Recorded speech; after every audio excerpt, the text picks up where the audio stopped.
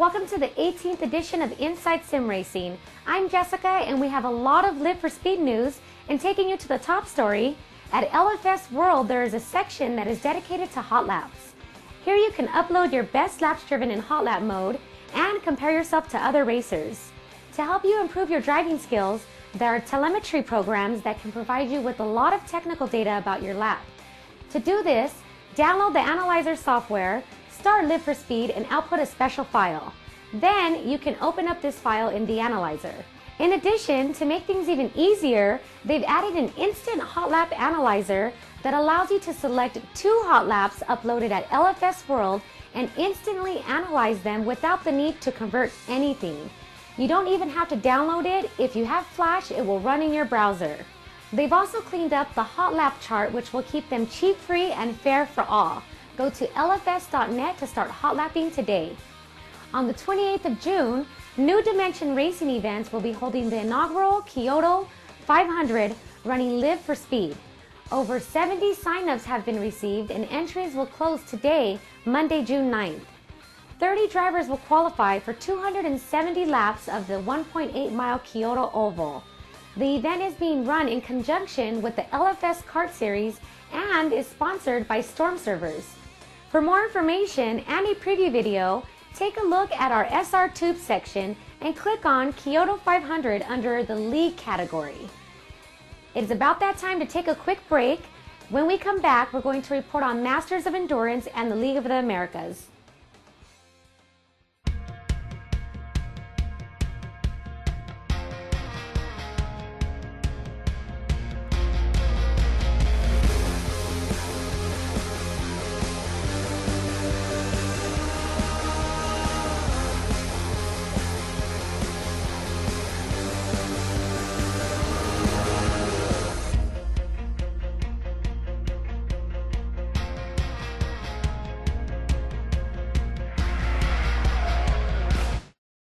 Welcome back to the show, guys. It's been a few weeks since we reported on Live for Speed Racing, so let's start with the Masters of Endurance.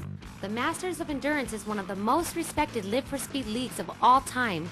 Noted for having some of the longest races of any LFS series, a typical MOE season consists of 4 6-hour events, 1 12-hour event, and 1 24-hour event worth double points. After 2 seasons of hard-fought GTR battles, MOE wanted a change. For the 3rd season of the Masters of Endurance, 2 classes of cars would take the grid, GT1s and the new class restricted GT2s, which are the same car with an intake restriction.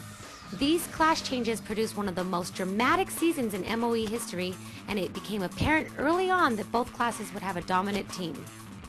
Mercury's GT1 XRR proved to be one of the fastest, most consistent cars on the track. Although they ultimately won 4 of the 6 events, Mercury's season looked to be in jeopardy after some bad luck during the 24 hours of Aston. It was a double points event that saw rival N-Faculty Racing take the crown over 2 other strong championship contenders, Low and First Racing. Low Racing went into the final round of the season only 1 point behind class-leading Mercury. Despite Low's strong efforts, Mercury once again proved to be the team to beat, winning the race and the GT1 championship by only 7 points. Low and First would round out the podium over 20 points ahead of 4th place. Although Mercury had an equally strong GT2 car, Core Racing was the dominant force in the new class. Taking the lead in the GT2 standings with the win in round 1, Core Racing never looked back. Using consistently fast driving and capitalizing on their own good luck, Core took home 4 wins out of the 6-event series, including the 12 hours of Kyoto GP and the prestigious 24 hours of Aston GP. Core Racing's dominance of the GT2 class was affirmed by clinching the title in round 5 of 6, while Mercury Racing finished the season 2nd in the standings, with 777 Racing rounding out the podium. For more information on the Masters of Endurance, please visit mastersofendurance.eu. Boy, that Core Racing sure seems like the team to beat in Live for Speed. Matter of fact, check out how they did at the League of the Americas. The League of the Americas recently concluded its Grand Touring Cup Sportsman Division with Nolan Scott of Core Racing taking the title for his unprecedented 6th LOTA Championship. First half of the spring 2008 season was dominated by Scott's Core Racing teammate and Live for Speed veteran Corey Green. who took the first 3 races of his 8-race series in the GTR cars. Nearing the halfway point of the season, Scott started to make some gains on green and took the win in races 4, 5, and 6. The only other driver to make a consistent impact on the top positions was Green's squad teammate Ben Keogh, who took the pole in race 5 and sat on the podium for 7 of the 8 events. With Scott and Green pulling away in the championship, Keogh had to battle with S3 Racing's Paul Helsa for the final podium spot in the standings. Heading into the final event of the season, Scott and Green were dead even in the standings.